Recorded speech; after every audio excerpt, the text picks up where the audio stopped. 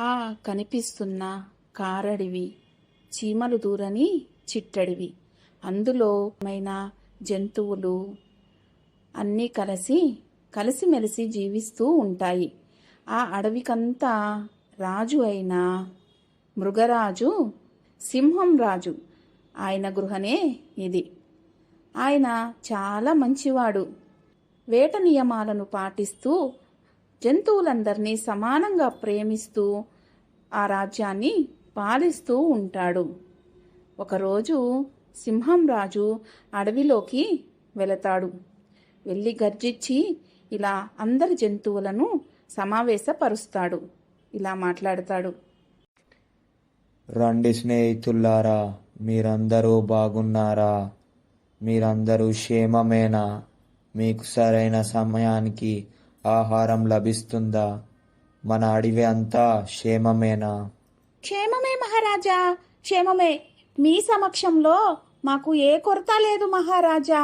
మీరు మమ్మల్ని కన్నబిడ్డల్లాగా చూసుకుంటున్నారు. ఏ సమయానికి ఏ అవసరం ఉందో తీరుస్తున్నారు మహారాజా. చాలా చాలా కృతజ్ఞతలు అని అంటుంది బల్లూకం. ఇది అంతా చూస్తున్న నక్కకు కడుపు మండిపోతుంది. ఎప్పటికైనా సింహాన్ని దించేసి తనే రాజయ్యి రాజ్యాన్ని పాలించాలని అనుకుంటుంది. సింహం రాజుతో నక్కకి కొంచెం చనువు ఎక్కువగానే ఉంటుంది. ఎప్పుడైనా సరే ఆ సింహాసనాన్ని దక్కించుకోవాలని నానా విధాలైన ప్రయత్నాలు చేస్తూ ఉంటుంది. ఒకరోజు ఇలా ఉండగా అడవిలో సింహం రాజు నడుచుకుంటూ వెళ్తుంటాడు. దానికి నక్కబావ తోడవుతాడు. అలా వారిద్దరూ నడుచుకుంటూ అడవి మార్గంలో వెళ్తూ ఉంటారు. ఇంతలో సింహానికి దాహమైతుంది. సరే బావా, అక్కడికెళ్ళి నీళ్ళు తాగుదాం రా అని అనుకుంటూ కొలం దగ్గరికి వెళ్తారు. అయ్యో బావా, నీకెంత కష్టం మహారాజా. ఈ వయసులో కూడా ఆహారాన్ని మీరే సంపాదించుకోవాల్సి వస్తుంది. మన అడవిలో జంతువులన్నిటికీ పుష్కలంగా ఆహారం దొరుకుతుంది. మీరు ఇక నుంచి విశ్రాంతి తీసుకోండి. నేనే మీకు మీ గృహ దగ్గరికి ఆహారాన్ని తీసుకొచ్చి మీకు పెడతాను అని అంటూ వినయంగా మాట్లాడుతుంది, తన నక్క బుద్ధిని దాచుకుంటూ. ఎందుకులేండి నక్క బావగారు, మీకు ఆ శ్రమ. నా ఆహారాన్ని నేను సంపాదించుకోగలను. నాకు ఆ శక్తి ఇంకా ఉంది. లేదు లేదు మహారాజా, మీరు ఇంకా కష్టపడడం నేను చూడలేకపోతున్నాను అంటే ముసల కన్నీరు కారుస్తుంది. తను ఎలాగైనా మీకు ఆహారాన్ని ప్రతిరోజు నేనే తీసుకొచ్చి పెడతాను అని అంటూ రాజు దగ్గర వాగ్దానం తీసుకుంటుంది. అలా నక్క మాటలు నమ్మి సింహం సరే అని అంటుంది. గృహలోకి వెళ్ళి పడుకుంటుంది. అలా పక్క రోజు మధ్యాహ్న సమయానికి నక్క ఒక జింకను వేటాడి తీసుకొని వస్తుంది గృహలోకి. మహారాజా గారు, ఇప్పుడే వేటాడి మీకోసమని ఆహారం తీసుకొచ్చాను, రండి తిందురుగాని అని అంటుంది. అలాగే నక్కబావగారు, నేను ఆహారం తింటాను అని అంటూ తినేస్తుంది. తిన్న తర్వాత మిగిలిన ఆహారాన్ని చాలా సంతోషం నక్కబావ. సరే రండి, ఇద్దరం కలిసి ఆహారాన్ని తిందాం.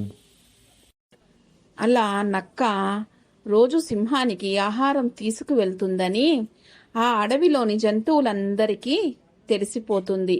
నక్క ఏదో కుట్ర పన్నుతున్నదని, ఆ రహస్యమేమో తెలుసుకోవాలని జంతువులన్నీ మాటు వేసి నక్కను పట్టుకోవాలని చూస్తాయి.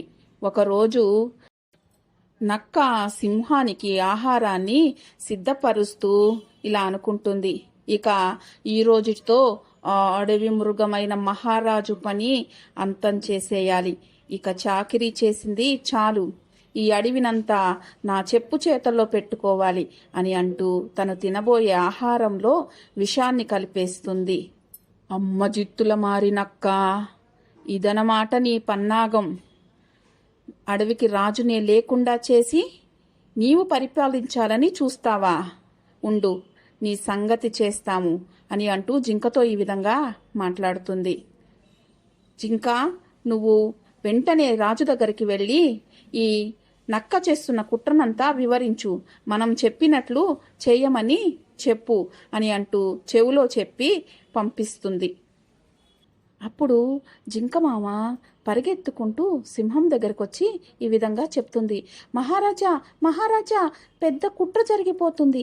ఆ జిత్తులు మారి నక్క మిమ్మల్ని చంపాలని తను మీరు తినే ఆహారంలో ఈరోజు విషం కలిపి తీసుకొస్తుంది. కాబట్టి మీరు దయచేసి ఆహారం తనే తినేలాగా చెయ్యండి మహారాజా. ఎంత ధైర్యం వాడికి, నన్నే చంపాలని చూస్తాడా?